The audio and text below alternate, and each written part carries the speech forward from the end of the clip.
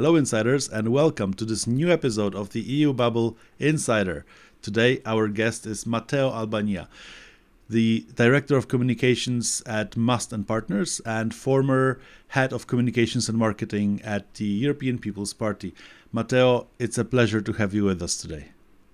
My pleasure, Christoph. Thank you for the invitation. Matteo, I want to start with asking you about the beginnings of your career. Your first job, as you told me, was journalism. It was actually an internship, and then you turned to politics right away. Was this a planned start of your political journey, or how did it all begin? It was planned. Since I was a teenager, my two passions were writing and politics, and I thought I could combine it either by working as a journalist or by working in politics.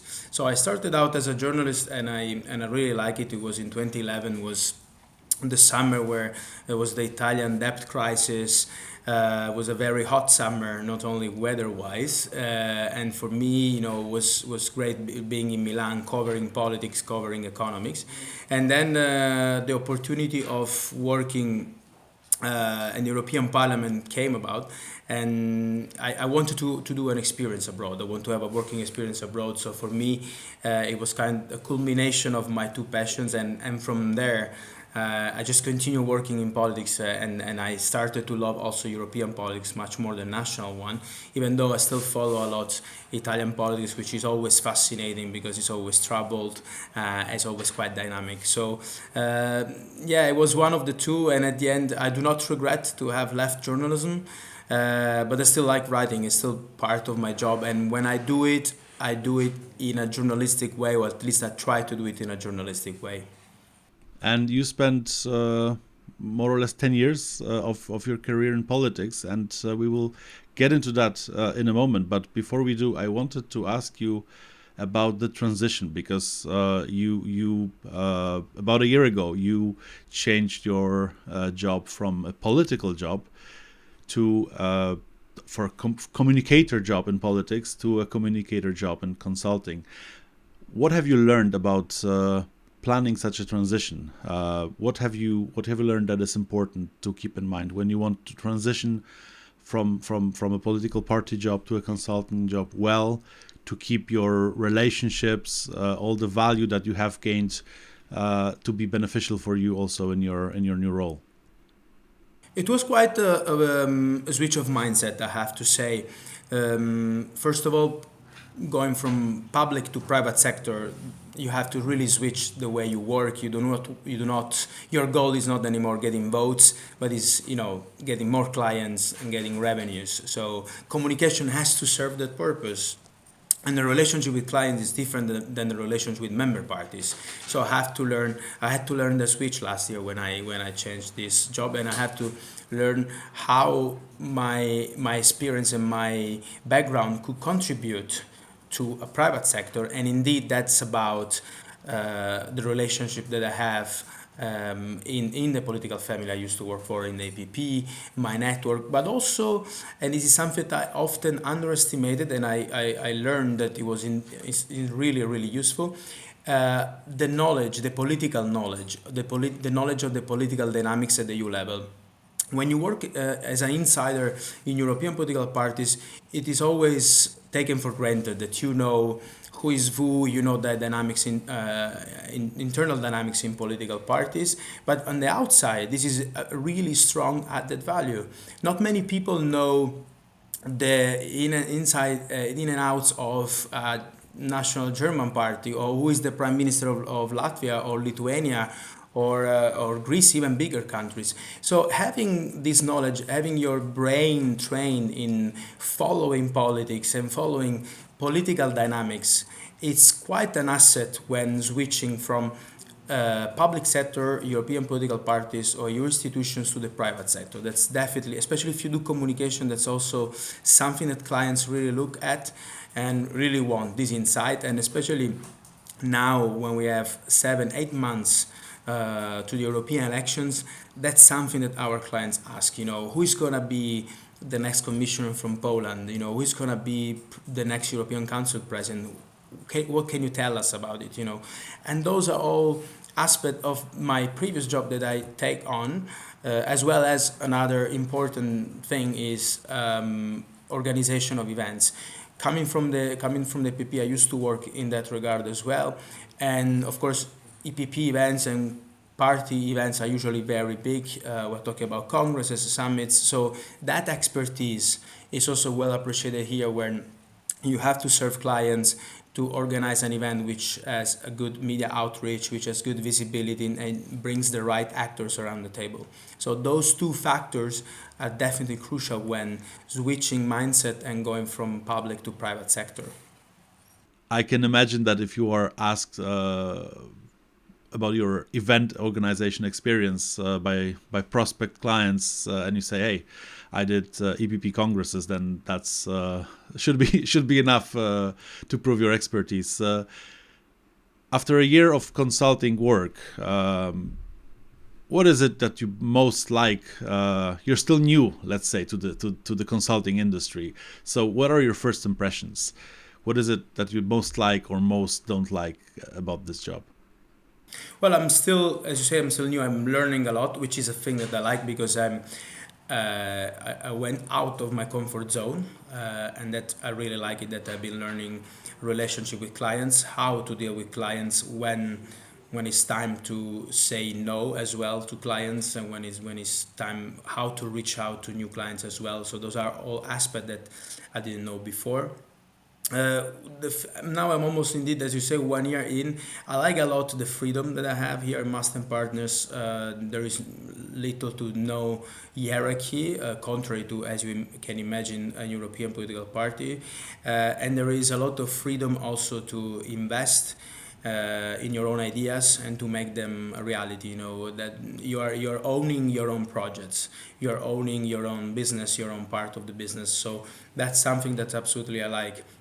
Of course, the relationships with clients are sometimes tricky, and this is something that, from my previous experience, I didn't have. Of course, when you deal with member parties, all members of a family, so they're all like-minded people, more or less. There are also problems there, but they're mostly like-minded people. On the other side, here on the private sector, the line is always very thin between saying always yes to the client or instead negotiating and also making your case. So this is a bit the downside, but so far I'm enjoying the journey in the private sector and in the consultancy sector. And what if there is something that surprised you, that maybe is an unobvious piece of know-how, insider knowledge about how politics works, that is a valuable asset in your work today? What I learned during my experience at the European People's Party over the years, I've also been doing two European election campaigns that have taught me a lot, is indeed never to underestimate, especially when it comes to communication, the amount of knowledge that you have and you take sometimes for granted when it comes to social media tools. And the fact that you run, as I did, pan-European election communication campaigns, it really gives you an edge than when you switch to the private sector, because you have a much more holistic view that goes across all the member states, that makes you sensitive about national issues, which is also quite peculiar when communicating, especially if you have clients from all over Europe, with different backgrounds, with different cultural backgrounds. So when communicating, it's very important to know that the messenger is as much as important as the message. So knowing who you are communicating, know your audience as well. It's important knowing that your client background, the culture, the political situation background of that country is very important. And having that as a strong asset, having worked in pan-European election campaign, is of the utmost importance. The second thing is crisis management. Having worked in politics, I have learned, sometimes in a tough way, but I have learned how to deal and how to manage a crisis in the most efficient way. Sometimes I see in the private sector that that's not always the case. That's when the client is not extremely happy, when there are frictions, managing that crisis can be difficult, can be a struggle, because there is always, of course, the fear to lose the client. And by coming from the biggest European political party, I can say that I've learned how to keep calm, how to manage crisis even in the most turbulent times.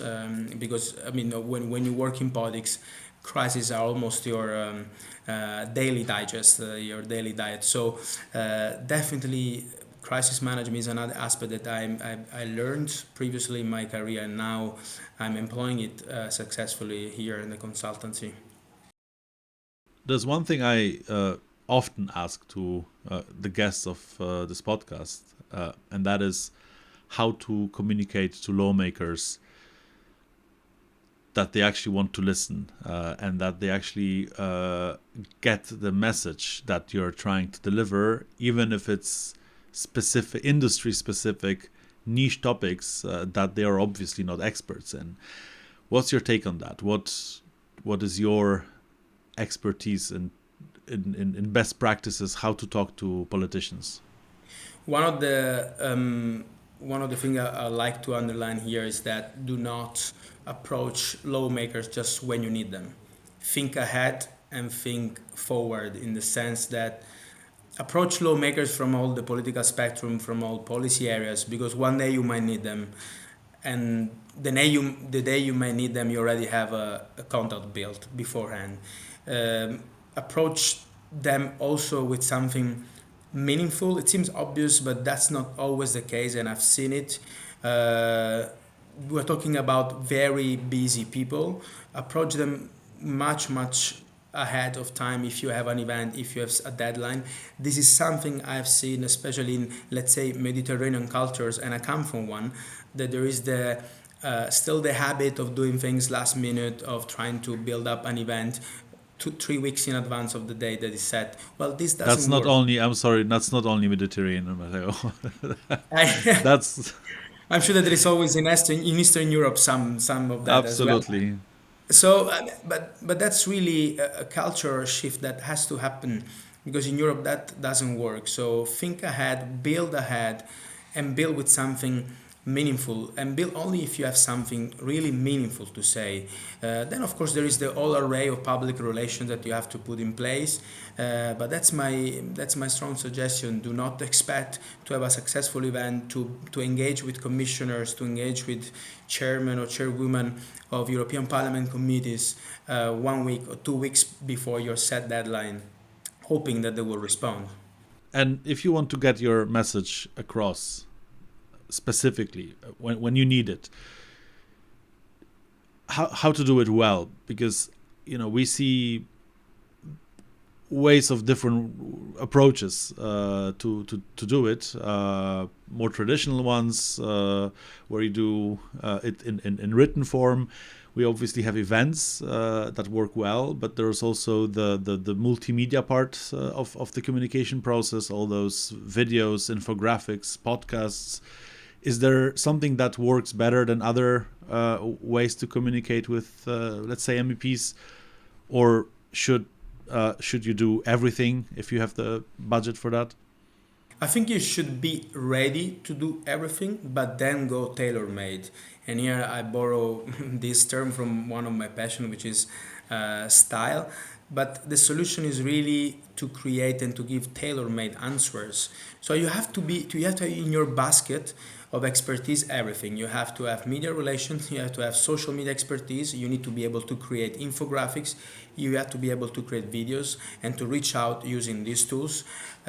As well, you have to be able to create events or to engage privately with MEPs and lawmakers.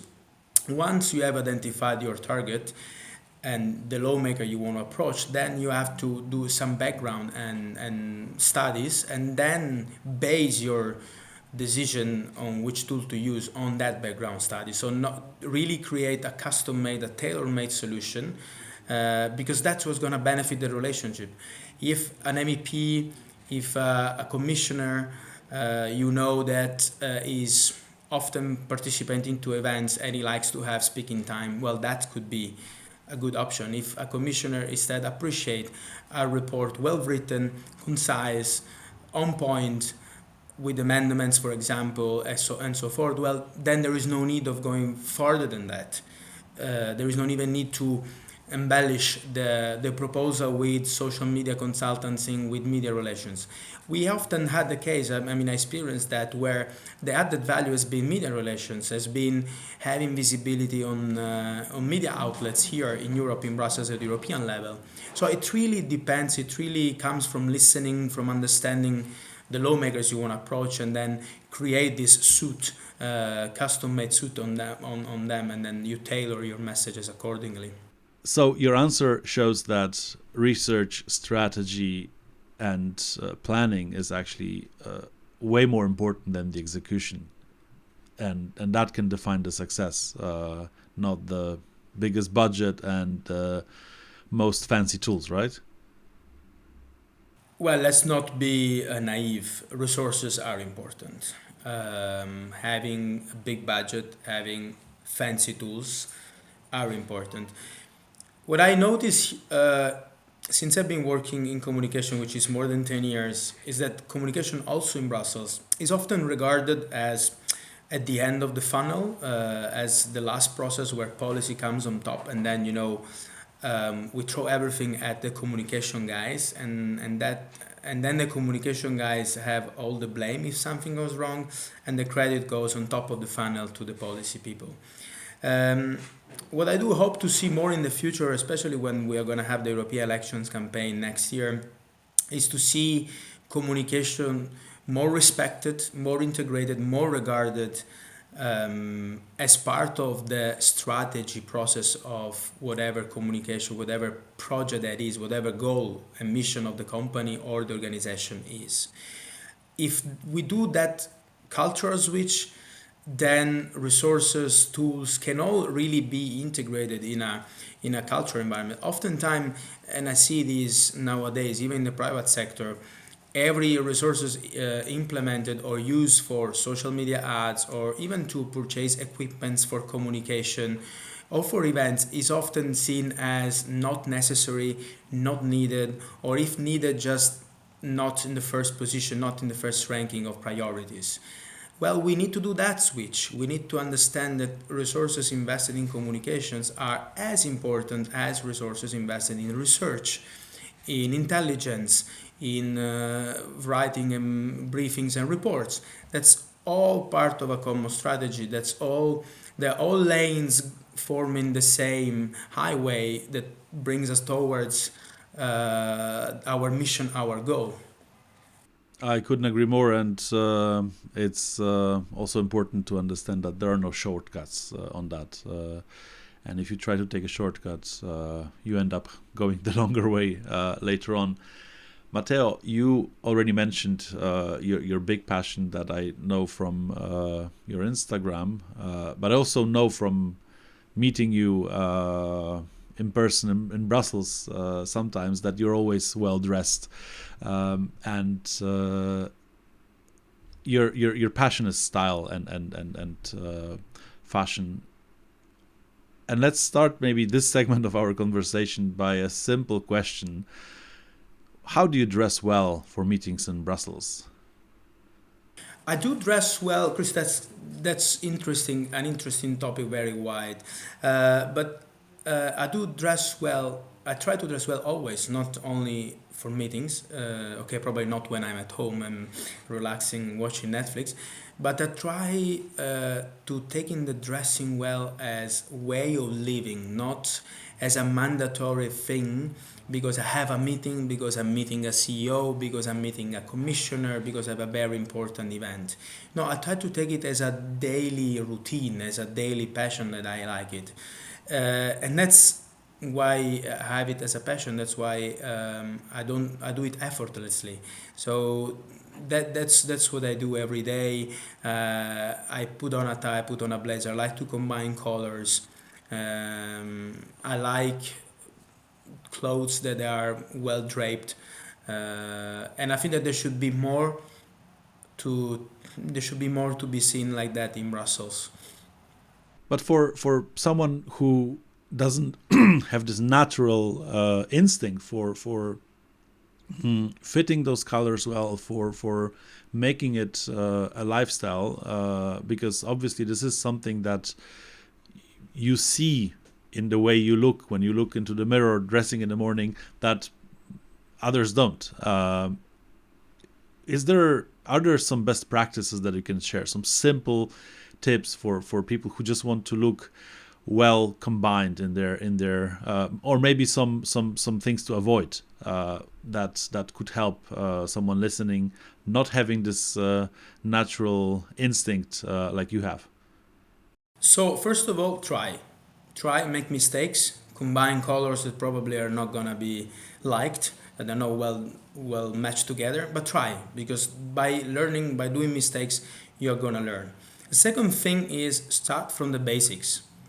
Have a gray suit, a blue suit, and from the combination of those two, you can have a third, which is the so-called in Italian spezzato suit, which where you can combine the blue top and the gray bottom of the two of them.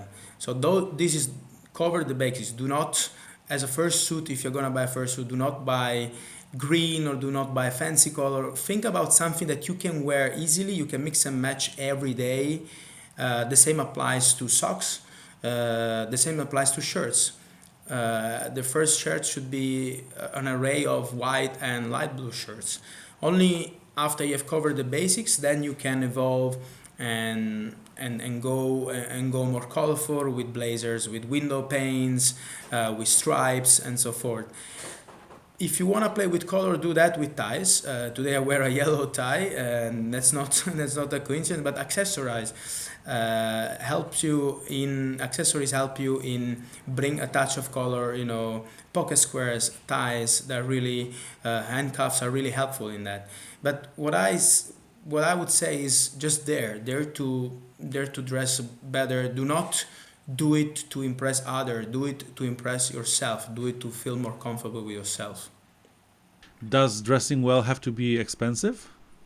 It does not. There is this idea, of course. The more you go bespoke or tailor-made, the higher the cost. But nowadays there are solutions, there are options, there are even vintage stores that they sell amazing pieces from the 80s from luxury brands that they are now very well discounted pieces of clothing that you can take to a tailor for alterations, and they could easily you can easily wear them. So it's not expensive. It requires taste, and sometimes it requires a bit of time and research, because of course it's not always an item that is ready off the rack. You need to have patience to take it to a tailor, to have alterations. If you go made to measure, you have to have patience to wait for 3, 4, 5 weeks. So the approach is never, I have an event tomorrow, I need a suit. No, the approach is, I have no suit in my wardrobe, I would like to start. Let's plan to have 1 or 2 winter suits and then 1 or 2 summer suits. And then I'm gonna wear them every day when I have an event, when I do not have an event, when I'm meeting a high level person and when I'm not meeting a level person. Then becomes really your routine. Brussels is, I think, quite an interesting melting pot of different cultures and styles when it comes to fashion. So, what are your observations on this?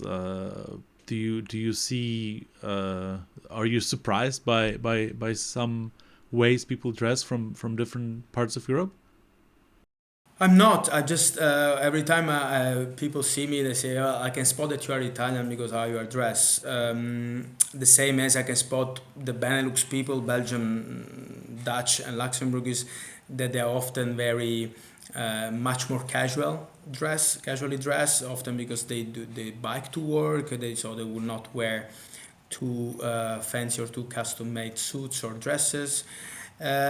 What I'm surprised is that sometimes in Brussels I notice that there is a bit of low level of careness in dressing. There is this feeling that, this casual Friday that used to be a thing for interns in the parliament or anyhow for staffers in the parliament, where you could go and wear a jumpsuit or a pair of jeans. I fear that has become a bit the norm. I fear that dressing down, taken as a way of freedom, which is completely right. I mean, you're free to dress as much as and as you like. But I think it has become a way of dressing down that I don't really agree with. I would still like people to care a bit more how they look, but for themselves really, not for to impress, or not for the outside, or for to have a to be judged positively by colleagues or by friends. So I guess you're not a fan, like me, of wearing sneakers for a panel debate appearance. Absolutely not. Absolutely, I'm not a fan. I'm not a fan of sneakers under a suit.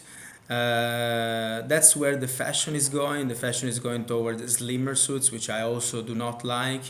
I'm more of a fan. I like the style of the 30s, of the 40s, so a bit low, more draping suits, wider pair of trousers, peak lapels on the blazers. So I see this a lot. I see these sneakers, very narrow, very tight suits for men.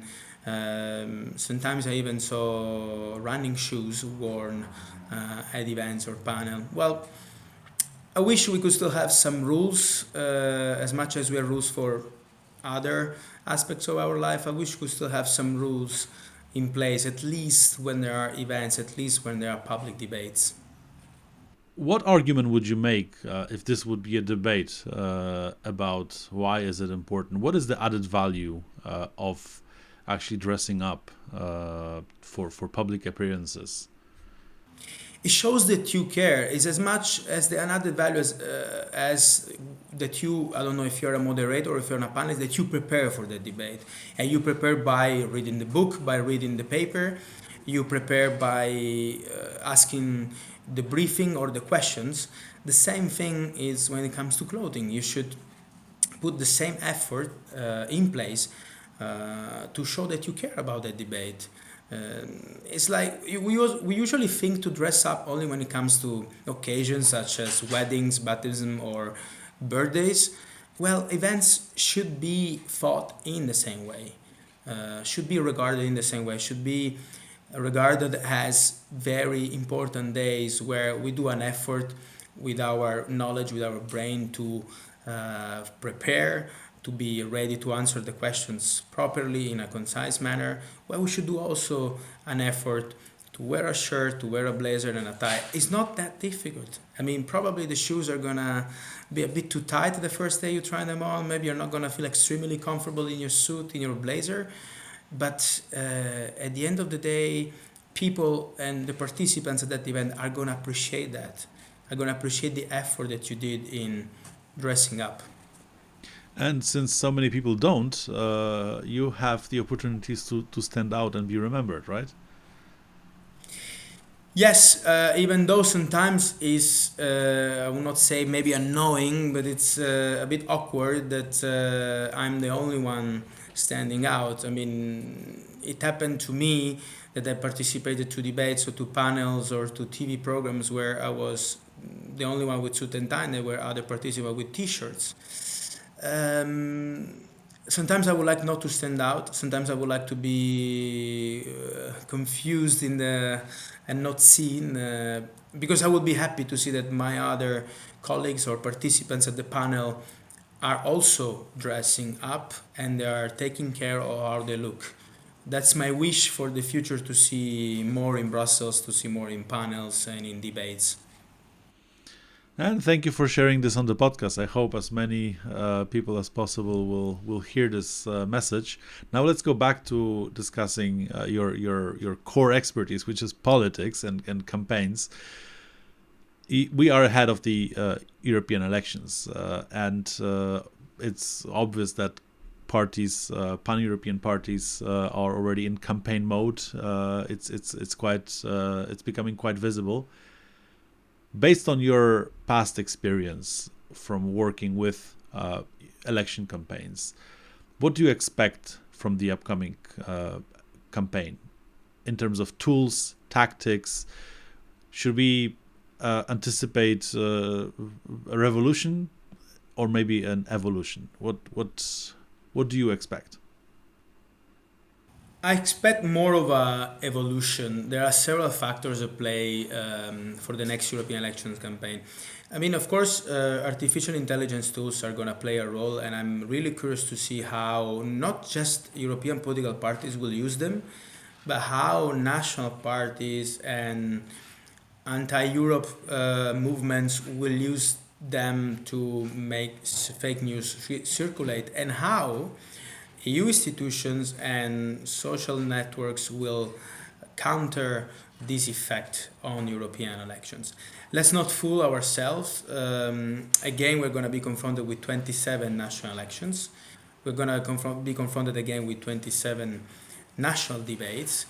Um, what I want to see, what I'm curious to see, is what's going to happen with the Spitzenkandidat process. The main political parties' credibility is at stake here. We'll see in the spring next year when the congresses are going to take place which candidates they're going to choose and if they're going to support that candidate until after the European elections. What I'm afraid is that with the crisis in Ukraine, with the current political situation and with what happened in 2019 when then the end the Spitzenkandidat was disregarded, what I'm afraid is that these European elections are gonna pass by as national elections, as something more for national parties to beg consensus back home rather than campaign on European issues. And there are European issues. These 5 years, 4 years and a half, have been signed by the COVID pandemic, the war in Ukraine. So defense and healthcare alone should be policies, European policies, that parties should campaign in all the 27 member states. But I'm afraid, and we've seen this with the migration debate last week, I'm afraid that once again we're going to see Germans, Italians, Spanish, Greeks, French opposing each other on that bill, on the other bill, on the migration pact, on the relationship with vis-a-vis China, on the war in Ukraine, just because they are following their national consensus. So more has to be done there, and I think that it's unavoidable that there is an update on the treaties, on European treaties. Last ones were signed in Lisbon in 2009. It seems an era ago. It doesn't seem 14 years ago. It really seems many years ago. So sorry, it seems way farther. And Europe has been doing so many steps forward since 2009, and I think it's time we talk about transnationalist. I think it's time we talk about having European political parties' logos in national ballots, and I think it's time that European citizens can vote directly for the President of the European Commission. 2024 is not going to be the case, but 2029 has to be. Otherwise, there is no reason in talking about enlargements or getting in new members and expanding to Ukraine and so forth. That's interesting. You mentioned that because something that I obviously want to ask you about your experience is the conversation with the citizen. It has always been quite a difficult topic, but I think that a lot has changed in the recent years, and that the interest for what's happening in Brussels is growing among European Union citizens for various reasons. And my question here is, first of all, how is that change affecting the work politicians can do? And if you have some of your takes to share on how to do it well, how can not only political parties but also industry associations and other actors playing in the EU bubble who also want to get attention from not only lawmakers but also the general public, how to do it in a way that actually gets the message across? You're absolutely right. There's been a progress since I've started in 2011 in Europe. Citizens are much more aware of what Europe is doing and how important it is, as so are governments.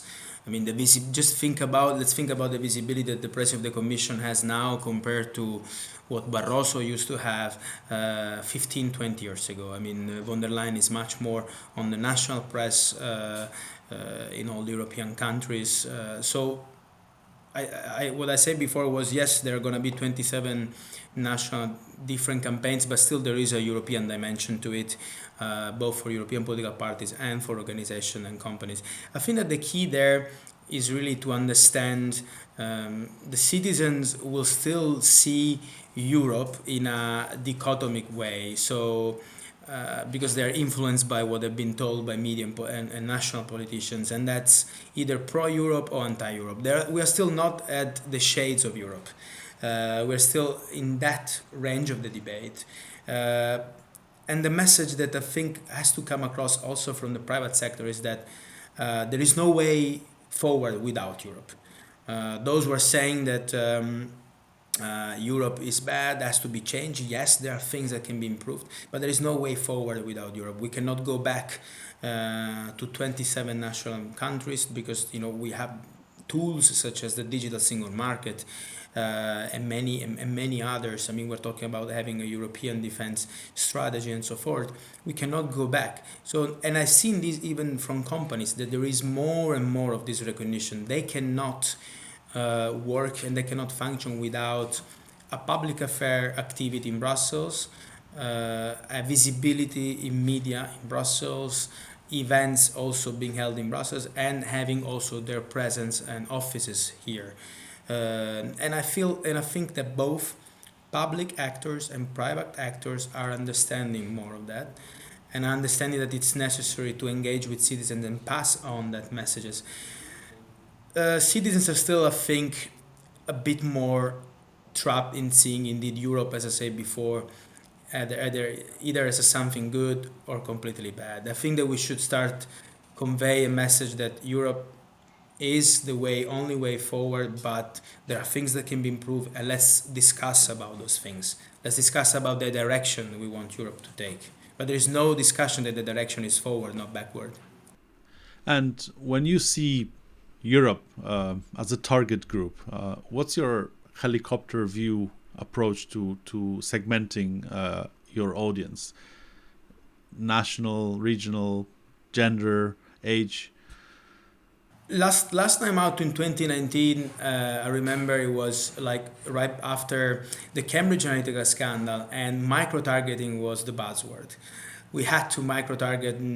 There was not anymore targeting the youth. It was, which youth are you targeting? Are you targeting those who are out of work and studying? Are you targeting those who are not studying but working? And in which region, in which city, in Greece, in Estonia, in Croatia? And that was the goal of our strategy. I mean, also the European level. And when I used to be at the APP, and I'm sure that it was the goal also for the other European political parties. Now I still think that that's the case, but I still think that that's up to the national parties.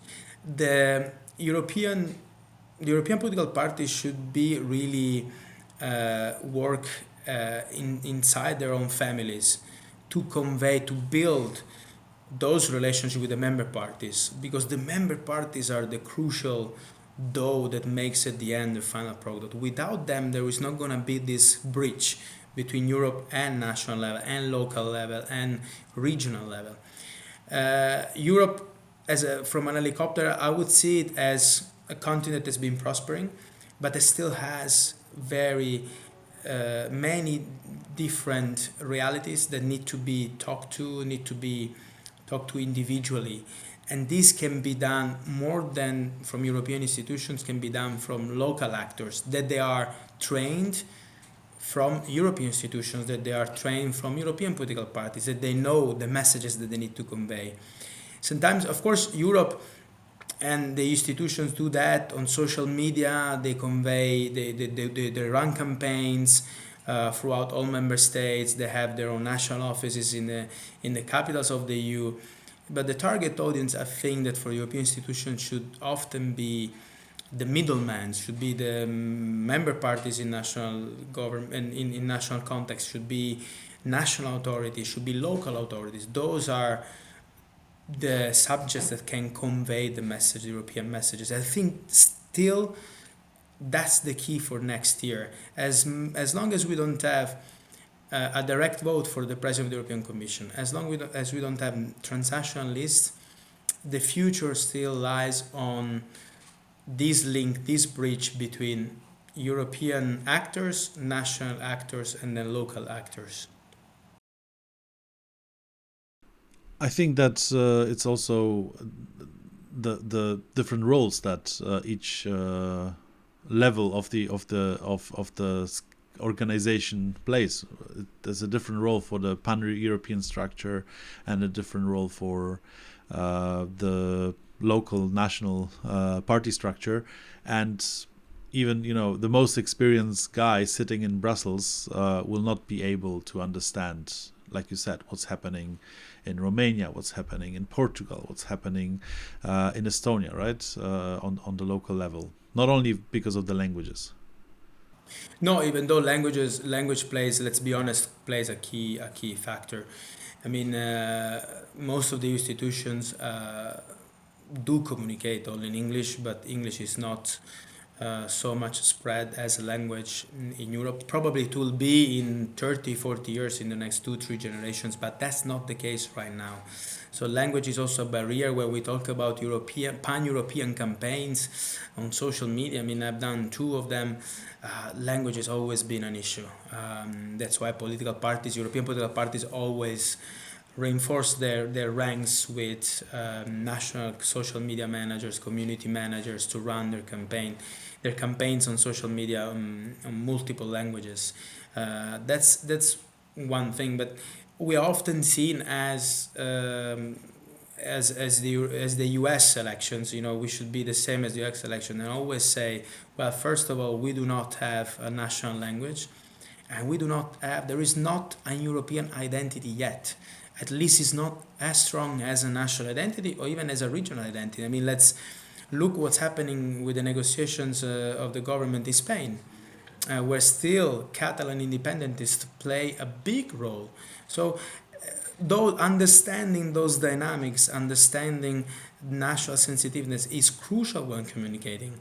Also, at the European level, there is even the use of a single word that can harm and can hinder an electorate.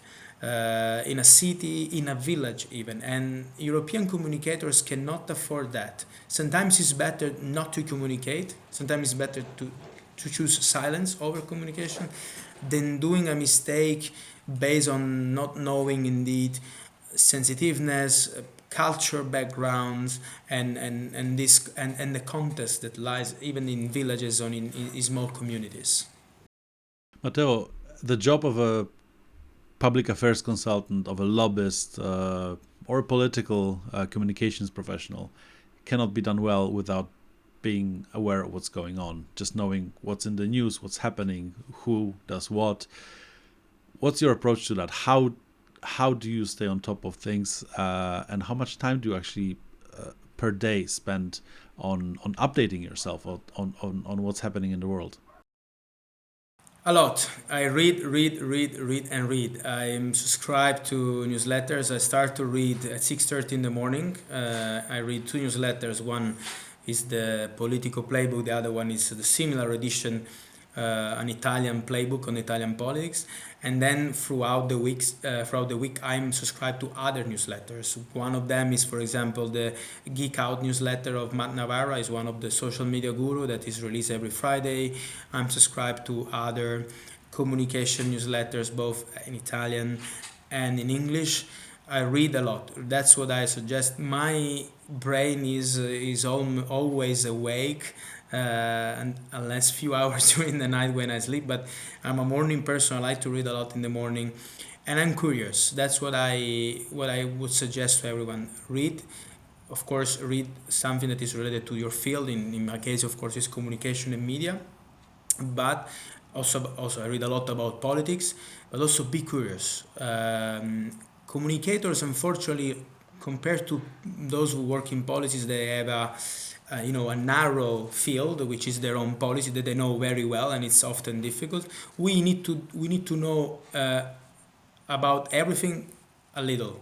So it's very horizontal, but that requires a lot of effort to be always updated, because you can always find yourself in a situation when they ask you, what do you think about the result of the elections in Luxembourg? And you need to know that yesterday there were elections in Luxembourg and the result, or what do you think about the NZIA reform proposed by the Commission? Probably you're not a policy expert, but you need to still exchange few words on that. That's part of the public relations tactics and strategies. So that's curiosity. Curiosity doesn't end only with the communication and media field, but expands a bit all over. And that's why there are few key newsletters that I encourage people to subscribe and then to read, and to always be to always have that anger for more, for deepening your knowledge, for explore new fields that you might at the end even find interesting. So again, no shortcuts. There are absolutely no shortcuts. Never. I mean, uh, if the shortcut will be, for example, using a chat GPT, or having the newsletter read by someone else, well, that's not a shortcut for me. Like, there are really no shortcuts to knowledge. So my last question is usually about either work-life balance or career advice, and I would like to ask you about the second topic, which is how would you plan your first 2-3 years in the EU bubble?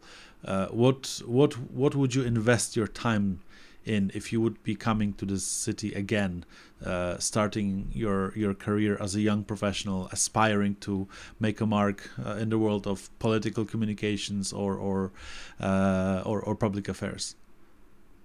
No rest for the weary. What I mean is, what I would suggest, and this is the suggestion I give my younger colleagues that I've been hiring and I hire in my current work. I always say this: when you are 23, when you are 24, you arrive in this city. That was the case for me also 12 years ago. Think that you have an energy, an amount of energy that you will not have in 10 years' time. So probably sleep a bit less, but go out and engage, go to events, meet new people, because that's the salt of Brussels. That's the salt of careering in Brussels. It's meeting new people, it's making your face visible. Of course, you have to have content. You need to know where you want to go, and that's very important. If you want to do policy, that's not enough. What kind of policy you want to do? Which sector? And which niche of that sector you want to cover. I mean, saying that you want to work in the energy sector, that's very vague. What kind of subfield of the energy sector you want to invest on, you want to be expert on? So finding the focus on what you want to do is the first thing, because that will help you in narrowing down, in targeting the people you want to talk to at the event you want to participate to. And the time that you spend networking those 2-3 years, it's essential. Perhaps you will have to give away personal relationship. Perhaps you will have to give away some hours of sleep. Some laundry's basket are gonna be fuller than usual, but that's a time well spent. Well spent, as much as the time that you will spend in growing your knowledge, which is the other advice I will give. So use your 24 hours a day to do that, to increase your knowledge, to make sure that you are seen as an expert, because you are an expert in that specific field. And then when you engage with people, with lawmakers, with stakeholders, with people that can be your future employers, well, then they know and they can see that you really know what you're talking about, that you're sure about yourself. But that comes from the knowledge, that comes from working in these two directions at the same time. That's absolutely awesome advice, and I wish I knew that myself when I The, started.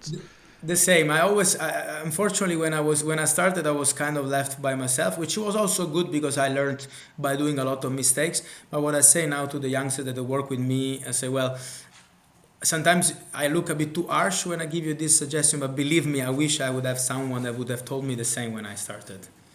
Matteo, thank you very much for this insight and this entire very interesting and inspiring conversation we just had. To everyone who listened to us, thank you, or watched us on YouTube. Thank you very much. Matteo Albania was our guest, Director of Communications at Must and Partners. Matteo, thank you very much. Thank you, Chris. I appreciate it. Thanks a lot.